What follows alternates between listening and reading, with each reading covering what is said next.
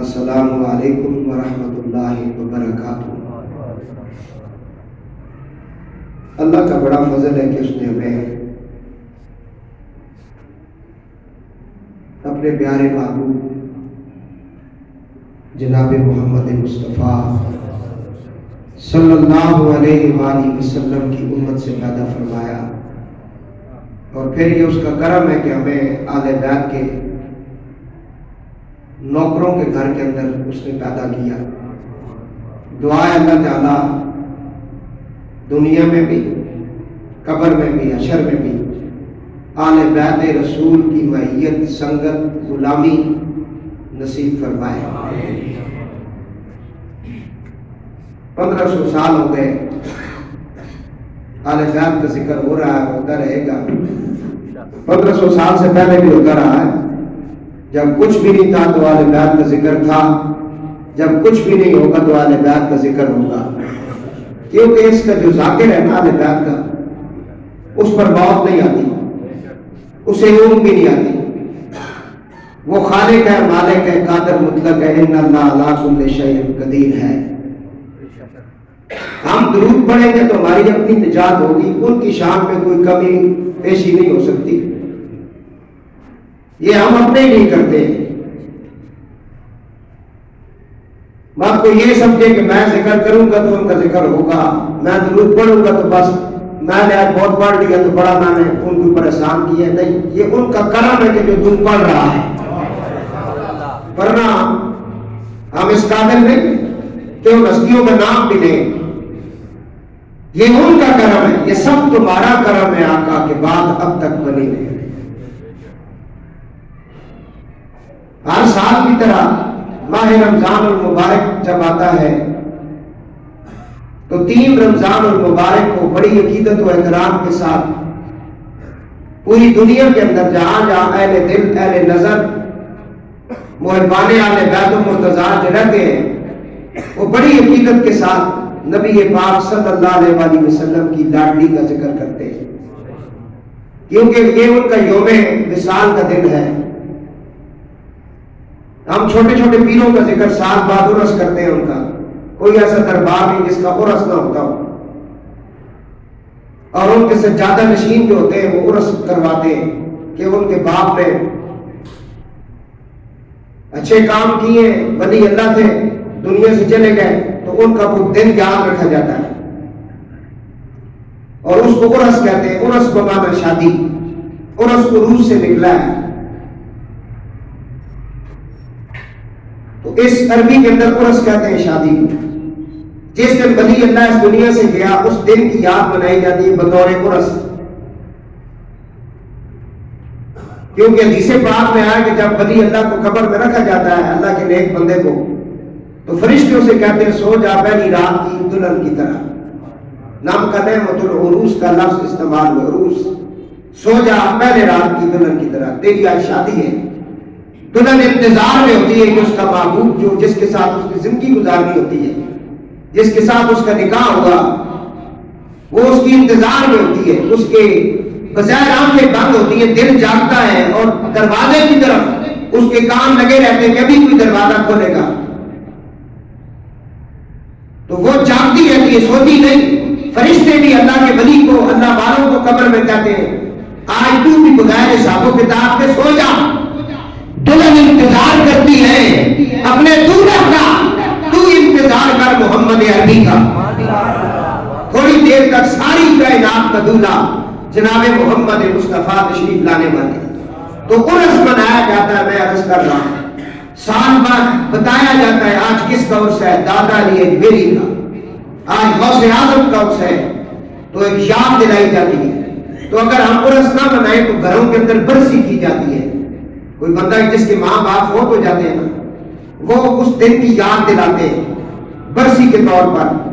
ہمارے اٹک میں کہتے ہیں برا کیا جاتا ہے، برا کہتے ہیں 1 سال گزرنے کے بعد، اور یہاں پنڈی میں کہتے ہیں سالانہ کیا جاتا ہے، سالانہ یاد ہوتی ہے۔ لیکن آج ہم جس کی یاد میں بیٹھے ہیں ساری یادیں اس پر قربان، ہماری ماں کی عزتیں اس کے نانین پہ قربان، جس کے لیے یہ ساری کائنات سجائی گئی ہے، آج اس سیدہ کائنات کے لیے ہم جہاں بیٹھے ہیں۔ اور میں صرف اور صرف یہ ذکر اس لیے کرتا ہوں، ایک تو ان کی سیرت کے حوالے سے ہمیں کچھ مل جائے، کچھ سمجھ آ جائے، اور دوسرا یہ ذکر اس لیے کرتے ہیں کہ ان کے نام پاک کے صدقے اللہ ہمارے روزوں کو قبول فرما دے، کیونکہ ہم وہ روزہ رکھنے کے قابل نہیں ہیں جس کو روزہ کہتے ہیں۔ روزہ صرف منہ بند کرنے کا نام نہیں ہے، روزہ تو زبان کا بھی روزہ ہے، ہاتھ کا بھی روزہ ہے، پاؤں کا بھی روزہ ہے، آنکھوں کا بھی روزہ ہے۔ تو یہ جو ٹوٹے پھوٹے ہمارے عبادات ہیں تو یہ اللہ ان کے صدقے قبول فرما دے۔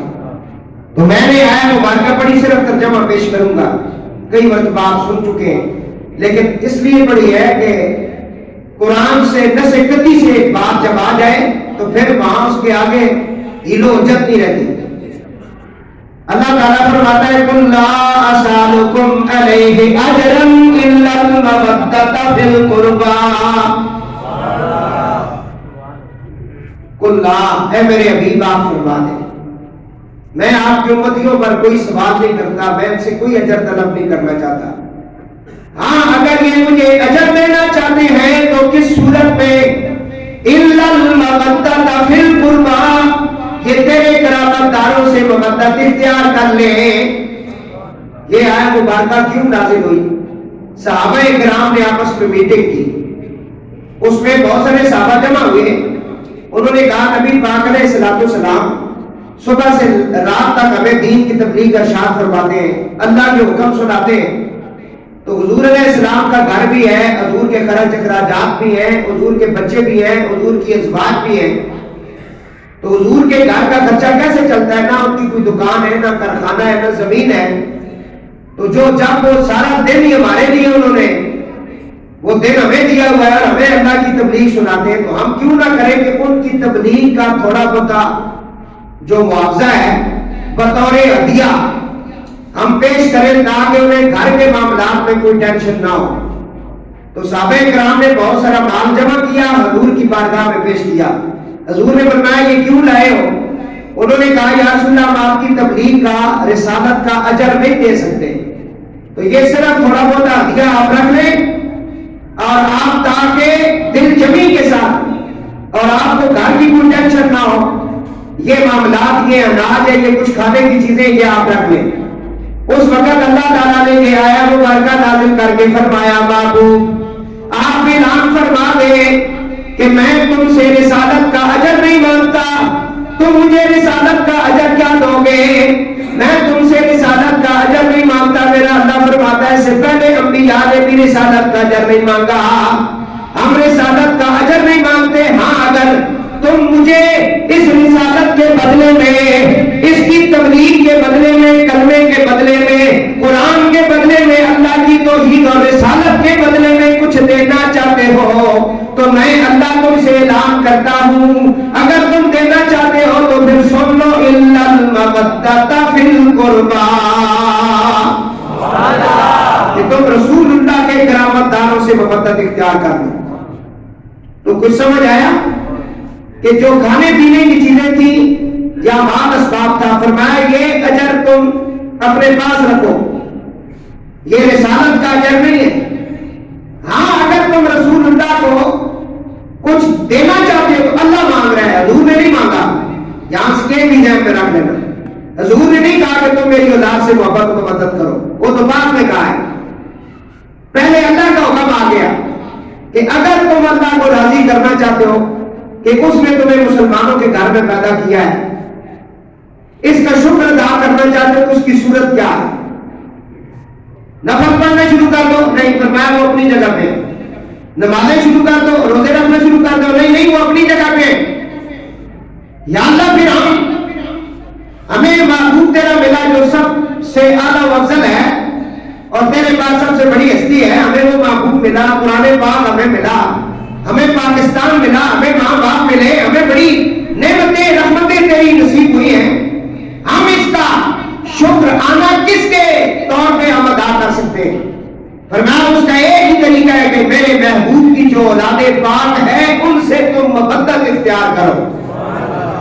اب یہ فرض ہو گیا سب کے اوپر، جس طرح نماز فرض ہے اس کے اندر کوئی کسی کو معافی نہیں، بڑا ہے چھوٹا ہے،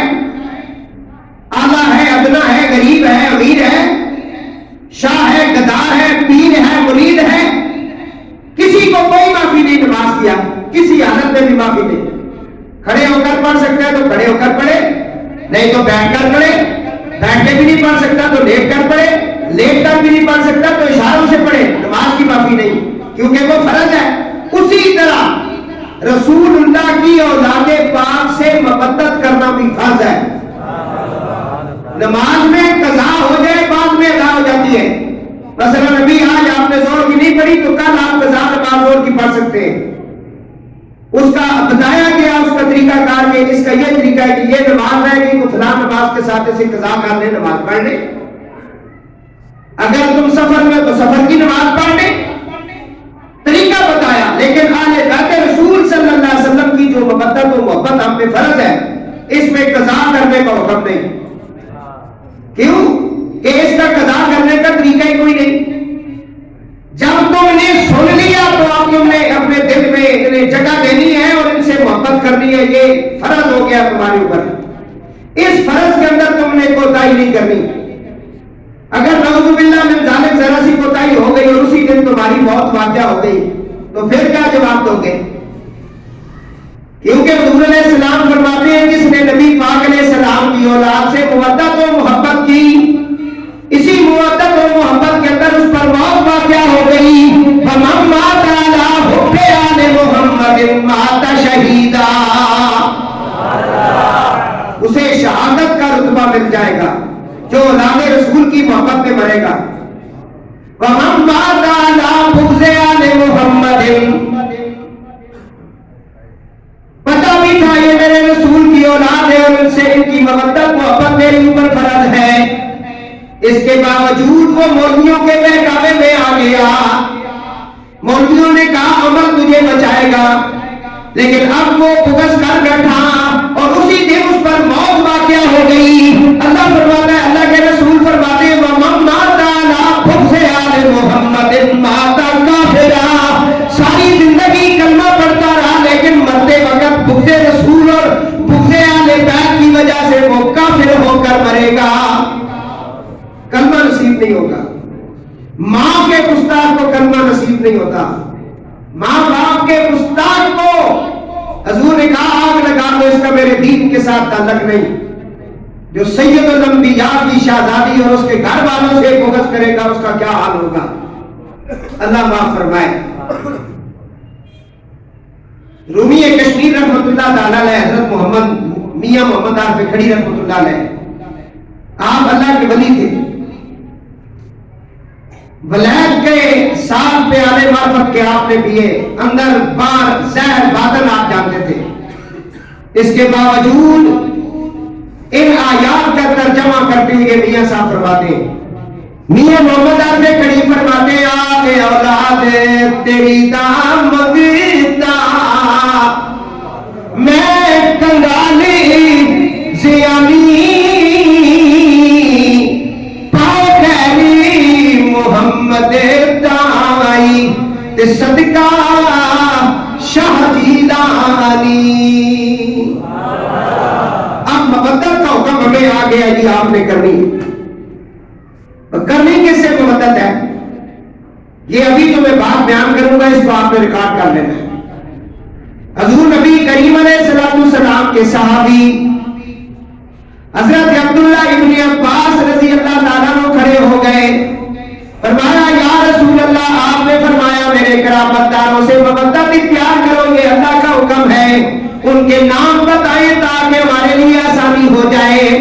نبی کریم علیہ السلام نے فرمایا قال علی و فاطمہ والحسن والحسین وولدہما, فرمایا ایک میری مولا کائنات ہے اور دوسری میری بیٹی فاطمہ الزہرا ہے اور دو ان کے لال حسنین کریمین ہیں اور قیامت تک آنے والی اولاد حسن اور اولاد حسین ہے.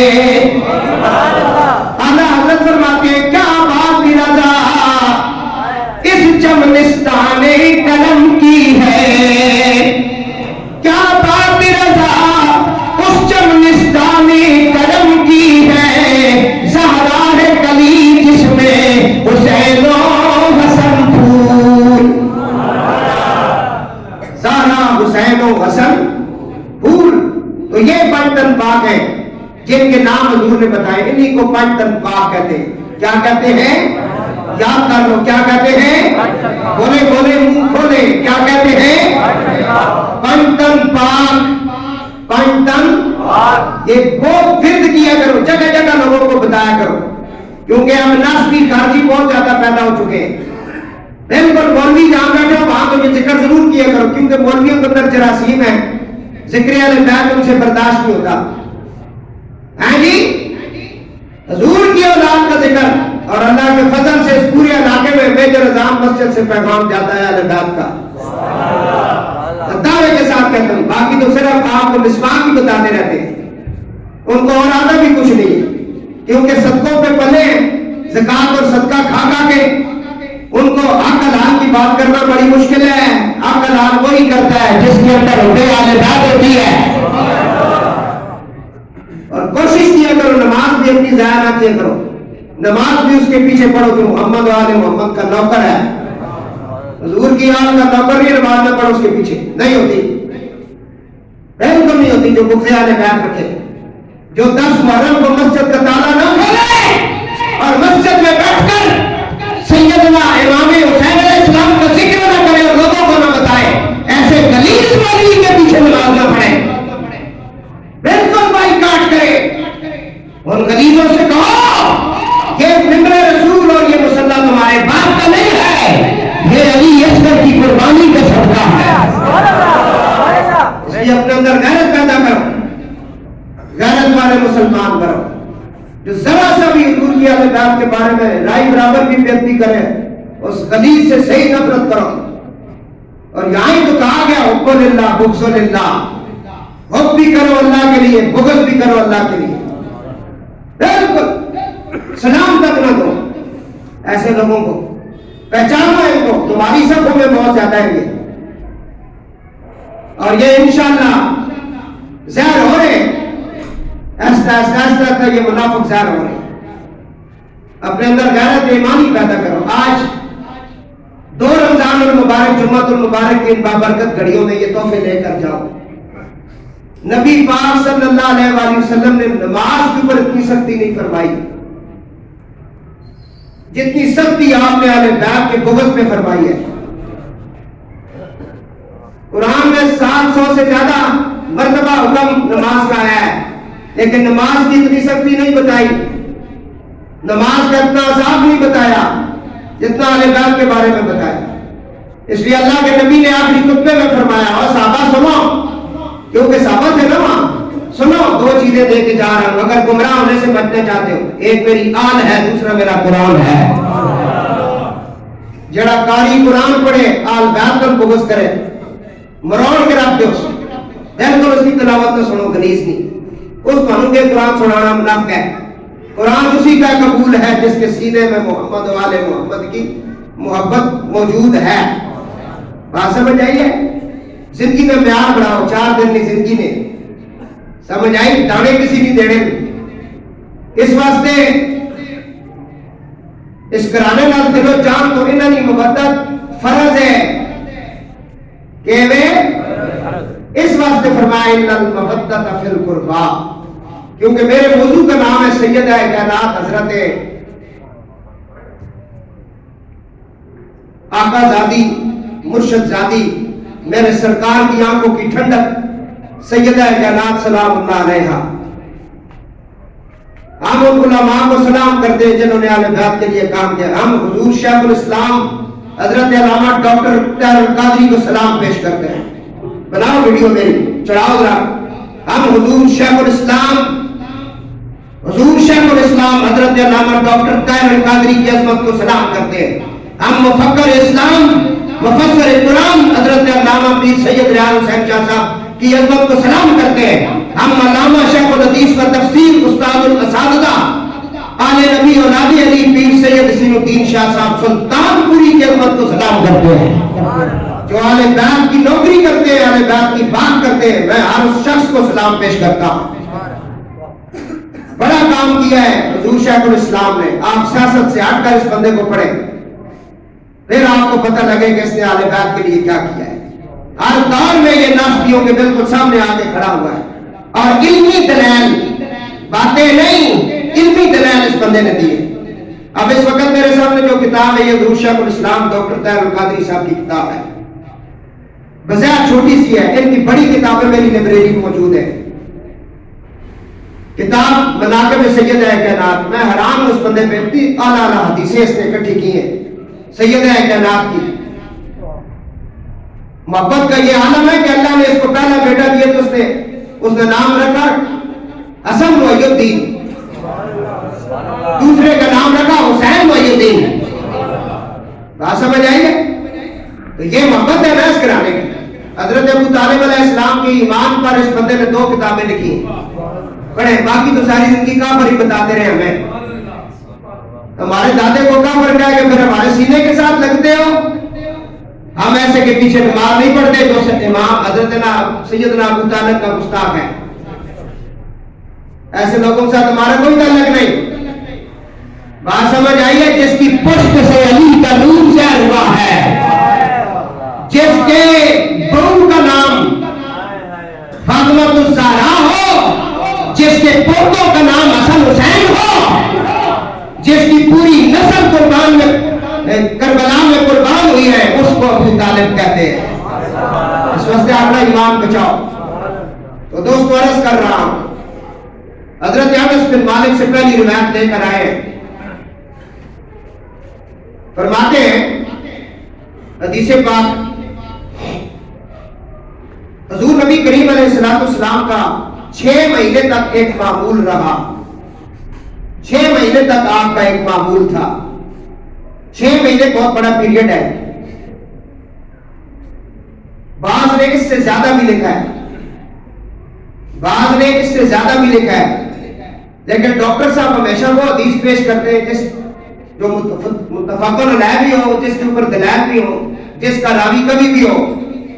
تو وہ فرماتے ہیں کہ 6 مہینے تک حضرت انس بن مالک فرماتے ہیں فجر کی نماز سے پہلے نبی پاک علیہ السلام دروازے بطول پہ کھڑے ہوا کرتے تھے.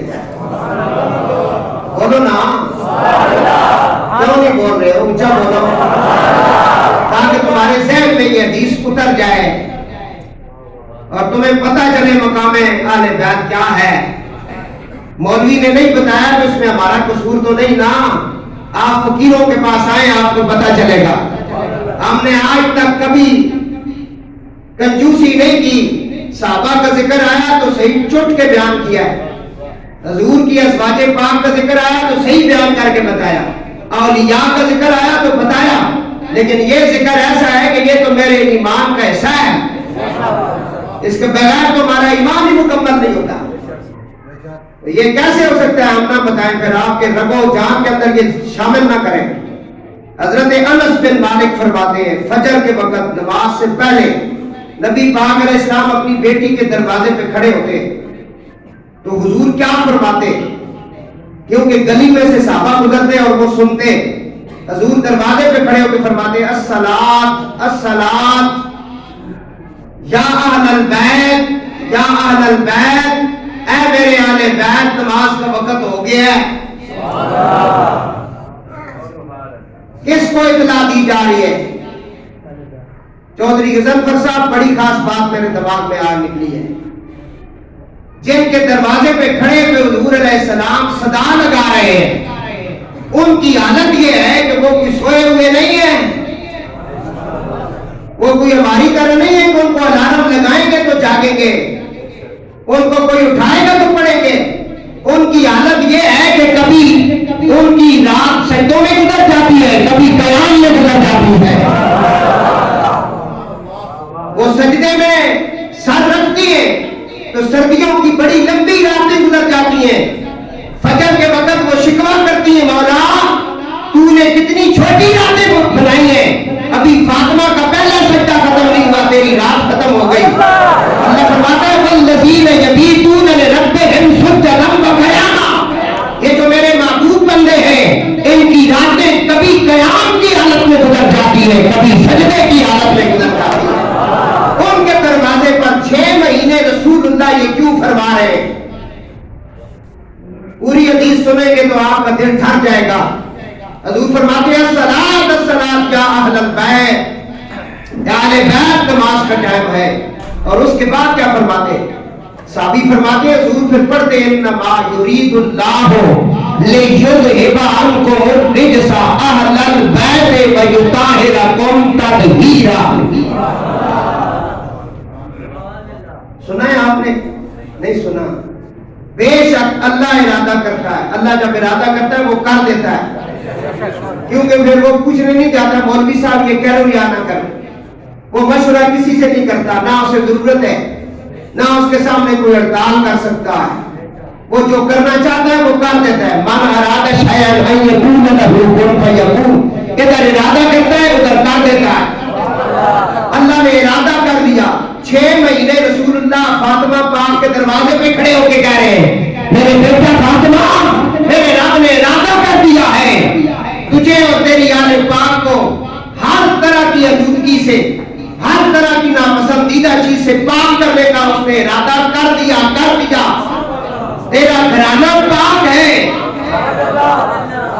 اور تجھے مطہر کر دیا جس طرح پاک کرنے کا حق تھا۔ کسی کی پاکی کا اعلان نہیں ہوا، اس گھرانے کی پاکی کا اعلان ہے۔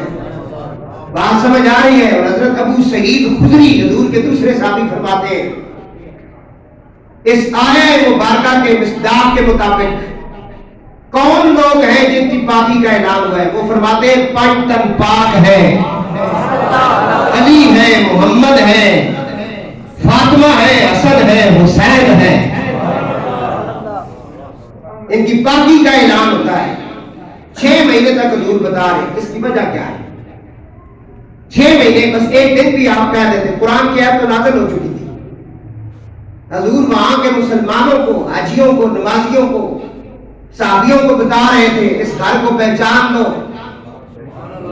دروازے پہ کھڑے ہو کے بتا رہے تھے یہ وہ گھر ہے، اسے پہچان لو، کیا بات رضا اس چمنستان کرم کی ہے۔ سمجھ نہیں آتی جس کو تو ہم کیا کر سکتے ہیں؟ بار بار بتایا جا رہا ہے اس راستے سے نہ جاؤ یہ خطرناک ہے، اس راستے پہ جاؤ یہ اچھا راستہ ہے۔ یہاں حضور کھڑے ہو کے پریکٹیکل کر کے بتا رہے کہ یہ میری بیٹی کا گھر ہے، اس گھر کے رہنے والے جو ہیں یہ ان کی شان ہے۔ انما یرید اللہ لیذھب عنکم الرجس اہل البیت ویطہرکم تطہیرا۔ یہ آیتیں یاد کر لو، سادات آپ یاد کر لو، تاکہ کوئی بات کرے اسے سناؤ 5 تن پاک کہاں ہے۔ بات سمجھ آئیے؟ درود پاک پڑھے بھائی۔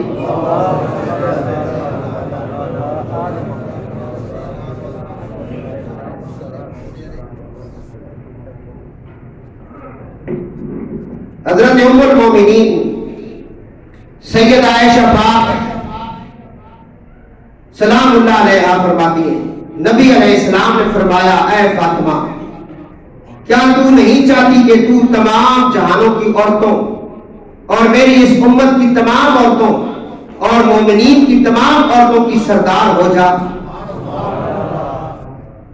اور اس لیے امام مالک کا یہ عقیدہ ہے کہ نبی پاک علیہ السلام کے بعد سب سے افضل ترین ہستی اس کائنات میں سیدہ کائنات کی ہے، اور یہ عقیدہ انہوں نے حضرت سیدہ عائشہ پاک سے لیا ہے۔ سیدہ عائشہ پاک کا عقیدہ ہے اس کائنات میں سب سے افضل ترین ہستی نبی پاک کے بعد اگر کوئی ہے تو وہ ان کی شہزادی فاطمہ پاک ہے، اور یہ ہمارا بھی عقیدہ ہے، اور جتنے اولیاء اللہ ہیں ان کا بھی عقیدہ ہے۔ اگر یہ عقیدہ نہ رکھے ولیوں کی ولایت سلب ہو جاتی ہے۔ آپ کہاں بیٹھے اور مولوی ہو، 4 کتابیں پڑھی ہو، جی مدرسہ بنا لیا ہو اور پیسے اکٹھے کر لی ہو، صدقے کے، زکات کے، خیرات کے، کوٹیاں لے لی ہو، جتنا بھی یتیموں کا، غریبوں کا مال جمع کر کے وہ بہت بڑا مولوی بن گیا ہو، اور وہ سیدہ کائنات کو 1400 سال بعد بکواس کرے، اس لمبی نے یہ حدیثیں نہیں پڑھی، اس کو نہیں اس ملعون کو پتا تھا، لیکن اصل بات کیا ہے، اس نے کیوں کی یہ باتیں؟ قرآن کہتا ہے جو محمد و آل محمد کے بارے میں ایسی بات کرتا ہے اس کی اصل میں خطا ہوتی ہے۔ قرآن کہتا ہے سورہ نون والقلم پڑھے آپ، ولید بن مغیرہ کو قرآن نے کہا حضور کی گستاخی جو چھپ کے کرے، سامنے کرے، صراحتاً کرے، اشارتاً کرے، کنایتاً کرے تو وہ حلالی نہیں ہوتا۔ وہ علالی سورہ نور والقلم خطون من بعد ذالک ذنین پڑھتے ہیں. اور حضور نے فرمایا میری آنکھ کا جو حق نہیں پہچانتا اس میں 3 بیماریوں میں سے ایک بیماری ہے. میں نے کہا نا نماز میں اتنی سختی نہیں دکھائی جتنی اہل بیت کے معاملے میں حضور نے دکھائی. 3 باتوں میں سے ایک بات اس کے اندر ضرور ہے. میں مستند حدیث پڑھ رہا ہوں. فرمایا پہلی بات ہے وہ حلالی نہیں ہوگا. جو اہل بیت کے بارے میں بکواسات کرتے ہیں چاہے کتنا بڑا پیر کیوں نہ ہو, مولوی کیوں نہ ہو, کتنا بڑا شیخ القرآن کیوں نہ بنا پھرے, کتنے بڑے اس کے مدرسے کیوں نہ ہو, ہر سال حج پہ کیوں نہ جائے, اگر اہل بیت سے بغض کرتا ہے تو پہلی بات ہے وہ حلالی نہیں. حلالی بولے بولے وہ حلالی نہیں ہے. وہ کسی غیر کا ہے, اپنے باپ کا نہیں ہے. اگر وہ حلالی ہے پھر بھی گستاخی کرتا ہے, فرمایا پھر وہ ایسی بچہ ہے. اگر یہ بھی نہیں ہے تو آخری کیٹیگری جو بتائی ہے, کیونکہ جہنم کا آخری طبقے میں جو لوگ رہیں گے ان کا ذکر کرتے ہوئے فرمایا وہ منافق ہوگا. دعا کریں رمضان کے دن آج اللہ کا شکر ادا کریں آپ ان تینوں کیٹیگریوں سے بچے ہوئے ہو. آج اس کا شکر ادا کریں کہ دوسرا روزہ رکھ کے مسجد میں بیٹھ کر ہم گواہی دیتے ہیں مولا ہم اپنے ماں باپ کی بخشش مانگتے ہیں جنہوں نے ہمارے سینے میں محمد والے محمد کی محبت ڈالی ہے. شکر ادا کر کے اٹھے, یہاں سے شکر ادا کر کے اٹھے. تمہیں 2 نمبر مولویوں نے اور پیروں نے نہیں بچانا. قبر میں سوال اب فاطمہ کے بابے کے بارے میں ہوگا. ہاں جی بالکل, جو پیر اہل بیت کا ذکر نہیں کرتا, تعلیم نہیں دیتا, چھوڑ دو اس آستانے کو. جس مدرسے میں محمد والے محمد کی محبت نہیں سکھائی جاتی, چھوڑ دو اس مدرسے کو. جس مسجد کے ممبروں میں اعلان سے محمد والے محمد کی آواز نہیں آتی ہے, چھوڑ دو ایسے ممبروں میں اعلان کو. آ جاؤ ان کی غلامی میں جن کا آمنا سامنا قبر میں بھی ہوگا, حشر میں بھی ہوگا. حدیثیں تو بہت ساری ہیں ان کی ذات باوالا کے حوالے سے. درود پاک پڑھتے جائیں, میں آگے پڑھوں. دوسری حدیث ام المومنین فرماتی ہے کہ جب بھی سیدہ کائنات اپنے بابا کے گھر تشریف لاتی, صدقے جاؤں حضور کھڑے ہو جاتے. تم میں سے, میں بھی باپ ہوں نا, میری بھی ایک بیٹی ہے, تم میں سے کئی بیٹے ہیں جن کی بیٹیاں ہیں, کبھی آپ بیٹی کے لیے اٹھے ہو؟ کوئی بھی نہیں اٹھا. صرف مسواک کرنا حضور کی سنت ہے, اچھی افطاری کھانا سنت ہے, ہاں جی جلدی جلدی روزہ کھول لیں یہ سنت ہے, کوئی اور بھی سنت ہے. سیدہ عائشہ پاک فرماتی ہے سیدہ کائنات جب بھی تشریف لاتی ہے حضور کھڑے ہو جاتے ہیں. 1 منٹ کے لیے کھڑے ہو جاؤ, فاطمہ پاک کے لیے کھڑے ہو جاؤ, میرے آقا کھڑے ہو جاتے ہیں. پڑھو اللہم صلی علی محمد وعلی یا رسول اللہ. ہم نے دوسرا روزہ رکھ کے مسجد میں تیری بیٹی کے ادب کے میں ہم کھڑے ہیں, ہم گواہی دیتے ہیں ہم کھڑے ہیں مولا, اور اسے قبول فرما. ان لمحوں کو قبول کر کے ہماری قبر اچھی فرما. بیٹھ جائیں. بات سمجھ آ رہی ہے؟ حضور کھڑے ہو جاتے, کیا کرتے میرے آقا, کیا کرتے آگے بڑھتے, ان کا ہاتھ پکڑتے, ماتھے پہ پیار کرتے. یہاں میں ایک اور حدیث ایڈ کر رہا ہوں. جب سیدہ کائنات کی شادی ہوئی نا تو مولا علی کا جو گھر تھا وہ ذرا دور تھا. حضور سے یہ برداشت نہیں ہوتا تھا بیٹی کا دور ہونا. جن کے سینے میں ہے نا محبت ان کو پتا ہے بیٹیاں کتنی پیاری چیز ہوتی ہیں, اور حضور نے سکھایا ہمیں, کیونکہ اس وقت عرب کے اندر بیٹیوں کا احترام نہیں تھا. دائی کلبی جب کلمہ پڑھنے آئے نا تو کلمہ پڑھ کے نا پاؤں کے انگلیوں کے ساتھ وہ چلتے تھے, پنجے کے ساتھ. حضور نے فرمایا پورا پاؤں لگانا. دائی کلبی کہتا ہے یا رسول اللہ میں اس قابل نہیں, بڑے ظلم کیے, میں نے بہت بڑے بڑے گناہ کیے. فرمایا تم دائرہ اسلام میں آ گئے, پچھلیاں معاف ہو گئی. یا رسول اللہ ایک گناہ ایسا ہے مجھے ہر وقت تڑپا کے رکھتا ہے. میں کیا کیا تھا؟ کہا جب میں سفر کو گیا تھا نا تو میری بیوی حاملہ تھی تو میں نے کہا بچہ پیدا ہوا تو اسے پالنا پوسنا پرورش کرنا، بیٹی پیدا ہوئی تو اسے زندہ درگور کر دینا۔ تو جب میں واپس آیا کافی عرصے کے بعد دروازے پہ دستک دی تو ننھی سی آواز آئی، کون ہے؟ میں نے کہا کہ گھر کا مالک ہوں۔ اس نے کہا گھر کی مالکہ تو میں ہوں۔ میں نے کہا دروازہ کھولو۔ کھولا تو ننھی سی بچی کو میں نے دیکھا، بہت خوبصورت تھی۔ تو میری بیوی نے کہا یہ تیری بیٹی ہے۔ وہ میرے ساتھ چمٹ گئی کیونکہ بیٹیوں کو باپ سے بڑا پیار ہوتا ہے۔ حضور نے فرمایا پھر کیا ہوا؟ کہا یا رسول اللہ پھر وہ ہماری جو رواج چلی آ رہی تھی نا زمانہ جاہلیت کی، بچیوں کو زندہ درگور کرنا۔ میں نے پھر بیوی سے کہا تجھے میں نے کہا تھا نا اس کا قتل کر دینا۔ وہ رو پڑی، وہ کہنے لگی میں ماں ہوں، ماں کیسے قتل کر سکتی ہے؟ اس نے کہا پھر ٹھیک ہے ایک رسی دے دو، زمین کھودنے والا ایک مجھے وہ کئی بیلچا یا کوئی ایسی چیز ایک دے دو تاکہ میں اسے جا کر دفن کر کے آؤں۔ کہتا ہے جنگل میں جب میں پہنچا تو میں نے گڑھا کھودا، میرے اوپر مٹی پڑ گئی تو وہ اپنا دوپٹہ اتار کے میری مٹی صاف کرتی تھی۔ حضور نے فرمایا پھر کیا کیا ہے؟ میں نے اسے پکڑ کے دھکا دیا، وہ کہتی ہے مجھے جنگل میں چھوڑ جا، مجھے جانور کھا لیں گے، مجھے کوئی پکڑ کے لے جائے گا، میں لوگوں کے گھروں میں برتن دھو کے کھانا کھا لوں گی، ابو تیرے گھر میں آؤں گی۔ حضور نے فرمایا چپ کر جا، میری بیٹی فاطمہ رو رہی ہے۔ اس نبی نے ہمیں بتایا کہ فاطمہ کیا ہے، بیٹیوں سے پیار کر، زندگی میں بیٹیوں کا حق جو ہے بیٹوں کو بتا کے جا۔ بیٹیوں سے کیوں لکھواتے ہو کہ لکھ کے دے؟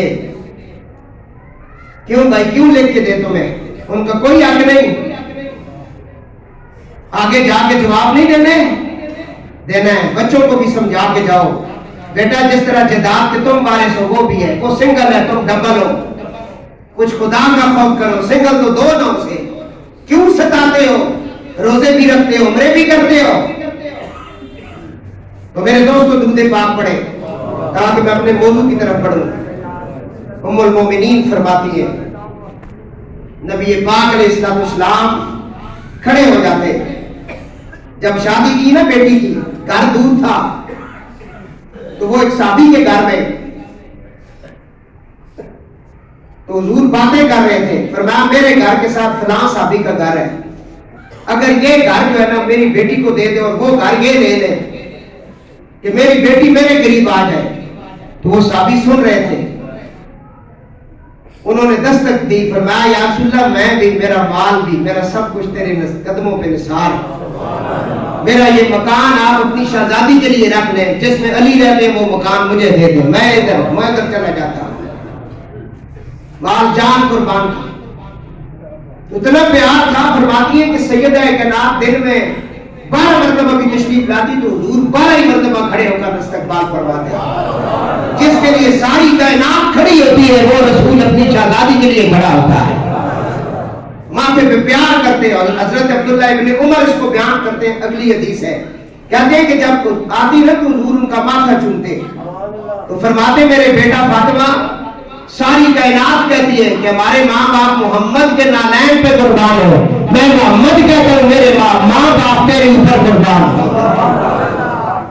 یہ ہے فاطمہ پاک۔ میں نے بڑے اختصار کے ساتھ پورا موضوع نہیں پڑھا، میں درود پاک پڑھے بھائی۔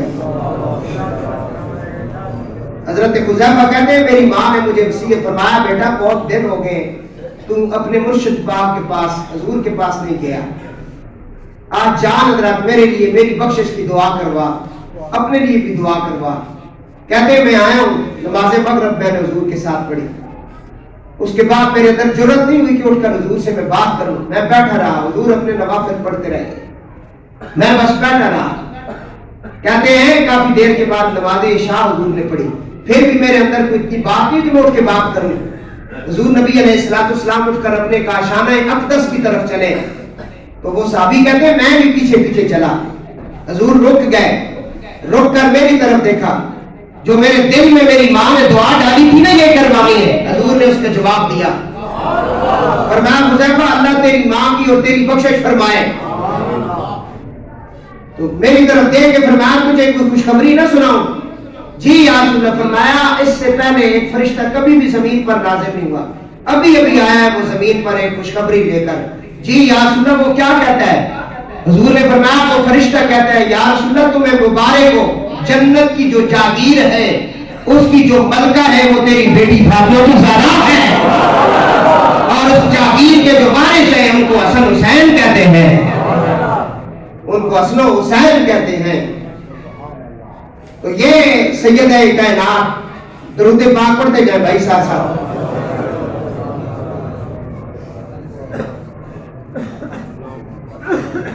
فرمایا یا رسول اللہ آپ نے اپنی بیٹی کا نام فاطمہ کیوں رکھا ہے؟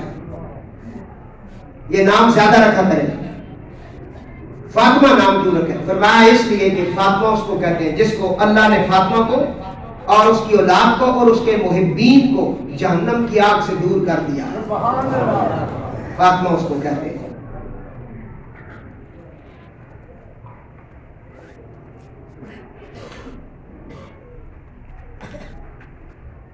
علامہ اقبال کلندر نوری، مریم از یک نسبت عیسیٰ عزیز، مریم از یک نسبت عیسیٰ عزیز، از سے نسبت حضرت زہرا عزیز۔ کماری مریم تیرا بڑا مقام ہے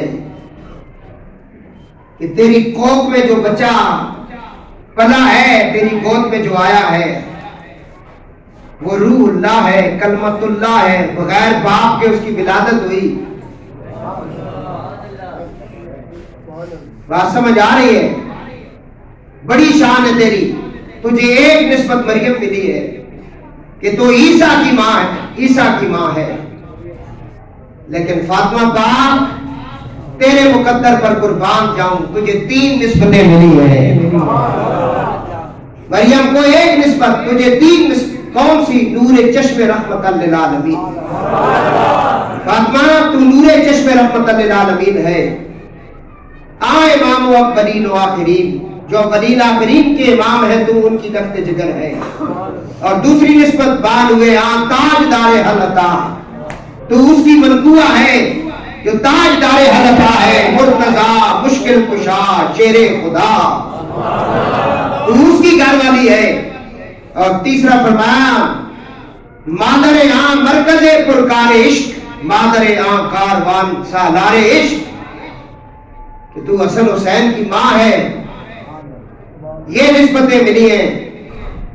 در نوائے زندگی سوز اب حسین، اہل حق حریت آموز از حسین۔ یہ حضرت سیدہ کائنات سلام اللہ علیہا کا مختصر سا بیان میں نے آپ کے سامنے پیش کیا۔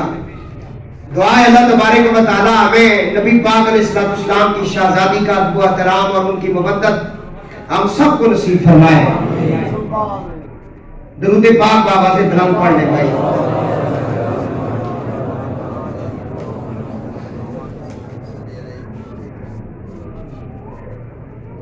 عمر بن عبد العزیز رحمت اللہ تعالیٰ علیہ کا آپ نے نام بھی سنا، جن کے دور خلافت کے اندر خلفائے راشدین کی جھلک نظر آتی تھی۔ یہ وہ پہلا خلیفہ ہوا ہے بنو امیہ کا، جنہوں نے آ کر ایک بندے نے ان کے سامنے کہا کہ یزید امیر المومنین ہے، تو انہوں نے 100 گھوڑے اسے مروائے، اور جو سادات کے اوپر ظلم و ستم ہوتا تھا اسے بند کروایا، اور ممبروں پر جو علی المرتضیٰ ان کے گھرانے پر لعنت بھیجی جاتی تھی یہ اس بندے نے آ کے بند کروائی۔ عمر بن عبد العزیز دربار ان کا لگا ہوا ہے، ایک بچہ آیا 9 عمر، ابھی نوجوان نہیں ہے، وہ جوں ہی آیا عمر ابن عبد العزیز کھڑے ہو گئے، اپنی جو ان کی سیٹ تھی کرسی جس کے لیے آج کے لڑ رہے ہیں نا، کرسی یہ بڑی عزیز چیز ہے کرسی، اس کو عمر ابن عبد العزیز نے اپنی مسند کو چھوڑ دیا، نیچے اتر کے آگے چلے گئے، جا کر بڑا پرجوش طریقے کے ساتھ ان کا استقبال کیا، ان کے ہاتھ چومے، سینے کے ساتھ لگایا، اور انہیں خوب دبایا اپنے سینے کے ساتھ لگا کے، اور اپنا ہاتھ ان کے جسم میں ڈال کر اس طرح کٹولا، ان کو تھوڑا سا سختی تھوڑی سی آپ نے ہاتھوں کے ساتھ کی، پھر انہیں بڑے ادب و احترام کے ساتھ اوپر لے گئے، جا کر اپنی مسند پر بٹھایا۔ دربار لگا ہوا تھا، وزیر وزراء سارے کھڑے تھے، عمر بن عبدالعزیز ان کے سامنے سر جھکا کر بس کھڑے رہے۔ کہا کہ آپ کیوں تشریف لائے؟ کوئی کام ہو تو کسی قاصد کو بھیج دیا کرو، میں خود حاضر ہو کر وہ کام کروں گا، میں غلام۔ وہ بچہ جب چلا گیا، درباریوں نے کہا حضرت اس بچے کے لیے آپ کھڑے ہو گئے، یہ کون تھا؟ فرمایا یہ علی مرتضیٰ کا پوتا حسن کا بیٹا عبداللہ تھا۔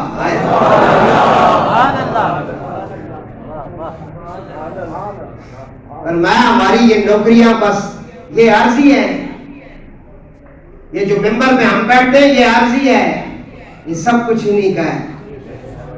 کہا جی آپ نے اتنی عزت تکریم ان کی ہے، اور پھر آپ نے انہیں اپنے سینے کے ساتھ لگا کر دبایا بھی ہے، اور پھر ان کے جسم کے ساتھ آپ نے اس طرح ہاتھ ڈال کس طرح بھی کیا ہے، کچکولے بھی آپ نے کیے۔ کتاب میں لکھی کیوں کیا ہے؟ حضرت عمر ابن عبدالعزیز کہتے ہیں یہ فاطمہ کا بیٹا ہے، سینہ اس کے لیے لگایا ہے کہ محشر کے دن سید کیا ہے، میں اس کی سفارش کرتی ہوں، مجھے ان کی شفاعت کی اور سفارش کی ضرورت ہے، اور دوسرا قبر کے عذاب سے بچنے کے لیے اپنا جسم ان سادات کے ساتھ مس کیا ہے۔ اور میرے اعلیٰ حضرت سادات کو دیکھ کر چومتے تھے اور کہتے تھے تیری نسل پاک میں بچہ بچہ نور کا۔ آج یہ ادب کہاں چلا گیا؟